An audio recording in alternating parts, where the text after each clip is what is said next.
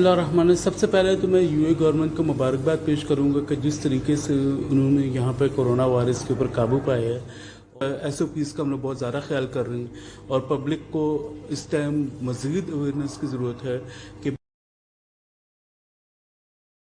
Government کے ساتھ، Sharjah government کے ساتھ شانہ بشانہ کام کر رہے ہیں۔ 3 نومبر flag day. Pakistan social centre Sharjah میں فلیگ ڈے امارات کے قومی ترانے کی دھن کے ساتھ یو اے ای پرچم کے سائے تلے عقیدت و احترام سے منایا گیا۔